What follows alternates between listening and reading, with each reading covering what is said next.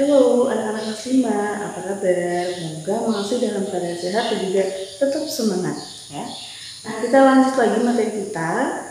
Kalau kemarin kita udah belajar nih tentang bagian-bagian jantung, kemudian fungsinya. Nah, kalau hari ini kita masuk ke bagian pembuluh darah dan darah ya, karena 3 komponen itu merupakan organ dari peredaran darah manusia ya.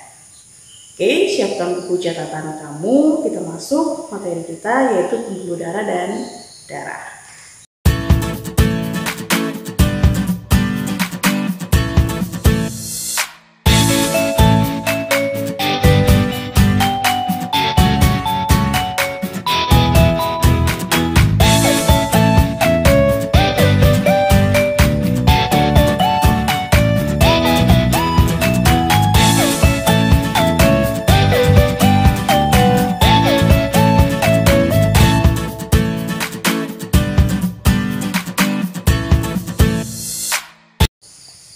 Oke, ya.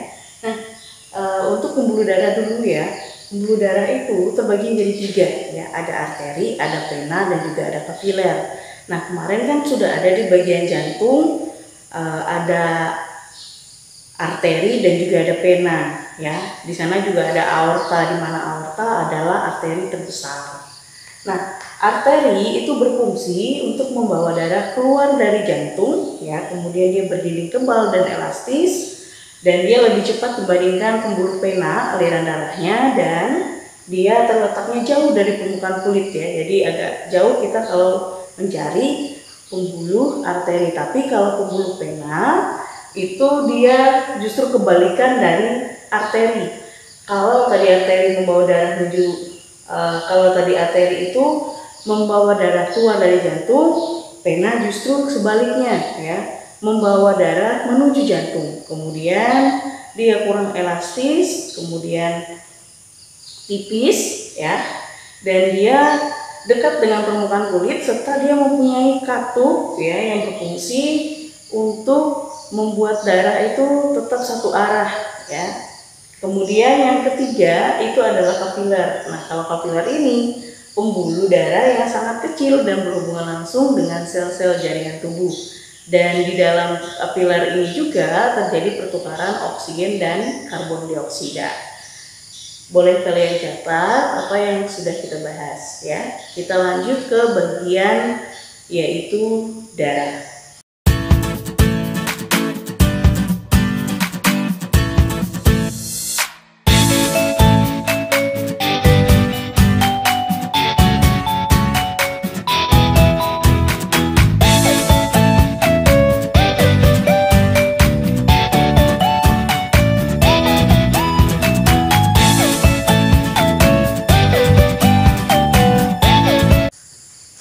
Selanjutnya adalah darah ya, dia mempunyai 4 komponen seperti yang kita tahu ya.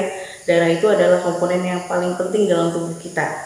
Dan 4 komponen yang terdapat dalam darah itu adalah sel darah merah atau eritrosit, kemudian leukosit, keping darah, dan juga plasma darah. Kalau dia eritrosit itu adalah sel darah merah, di mana dia berfungsi untuk mengangkut oksigen dan juga karbon dioksida. Nah, di dalam sel darah merah ini terdapat protein yang berwarna merah yang disebut dengan hemoglobin. Nah, hemoglobin ini yang berfungsi untuk mengangkut oksigen ke seluruh tubuh ya. Nah, kalau untuk leukosit atau sel darah putih ini berfungsi untuk membunuh kuman yang masuk ke dalam tubuh. Jadi bila tubuh kita terserang penyakit ataupun kuman, yang berperang itu adalah sel darah merah karena dia akan berperang untuk membunuh kuman-kumannya. Kemudian yang ketiga itu adalah keping darah. Nah, keping darah ini berperan untuk proses pembukuan darah, kemudian dan dia penyembuhan luka. Jadi kalau kamu mempunyai luka yang bisa membantu untuk cepat kering dan lainnya, itu adalah keping darah. Kemudian yang terakhir adalah plasma darah. Nah, plasma darah ini adalah bagian cair di dalam darah ya, yang terdiri dari 90% air. Jadi berperannya untuk mengangkut zat-zat makanan dan juga hormon. Nah, itulah pembahasan tentang pembuluh darah dan juga tentang darah yang merupakan bagian ataupun organ dari pembuluh darah manusia. Nah, Ibu harap kalian bisa menuliskan tentang materi kita hari ini di buku catatan kamu, ya.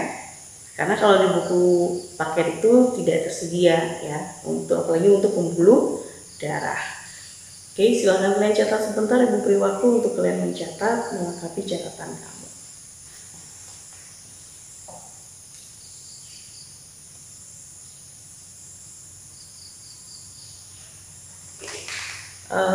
Untuk latihan kamu di rumah, ya, silakan kalian ambil buku latihannya dan Ibu akan bacakan soalnya.